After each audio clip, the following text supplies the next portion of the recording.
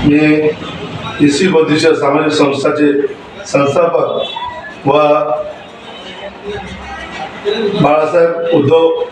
उद्धव बाळासाहेब ठाकरे पक्षाचे महाराष्ट्र कामगार संघाचे जिल्हा उपाध्यक्ष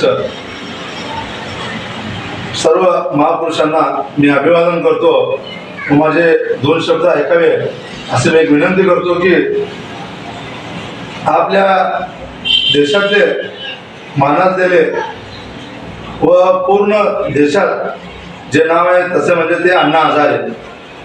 अण्णा हजारे असं नाव आहे की लहान लहान मुलाला अण्णा हजारे म्हणजे काय ते कळतंय. पण मी काल परवा पेपरमध्ये वाचलो की त्यांना भारतरत्न पुरस्कार देत आहेत. ते भारतरत्न पुरस्कार जे सरकारने जाहीर केलं हे बीजेपीच्या लोकांच्या जे चमचागिरी करतात तसं लोकांना भारतरत्न पुरस्कार देतात. या 2014 पासून जे भारतरत्न पुरस्कार देत आहेत ते पूर्ण चमचागिरी लोकांना मिळत आहे.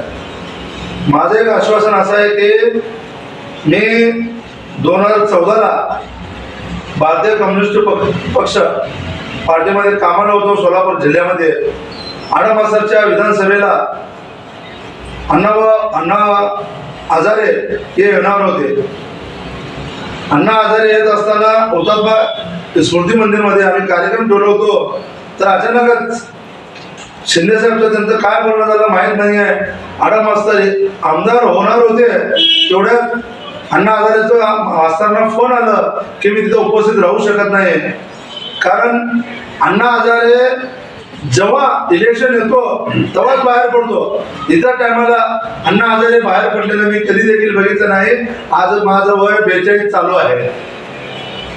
माझं बोलण्याचं तर्क तेवढंच आहे की त्यांना माझा विरोध नाही आहे. पण ज्या दिवशी इलेक्शन असतो त्याच दिवशी नेमकं अण्णा हजारे बाहेर पडतात. बीजेपीचे विरोध केले तर अण्णा हजारे बाहेर पडतात. काँग्रेसच्या विरोधात बोलणे, आम आदमीच्या विरोधात बोलणे.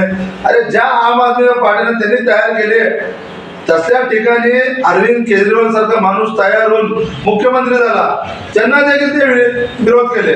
आणि बीजेपीच्या सपोर्टीनं आम आदमीच्या पार्टी अरविंद केजरीवाल मुख्यमंत्री साहेबांना त्यांनी जेलमध्ये घालायला लावले.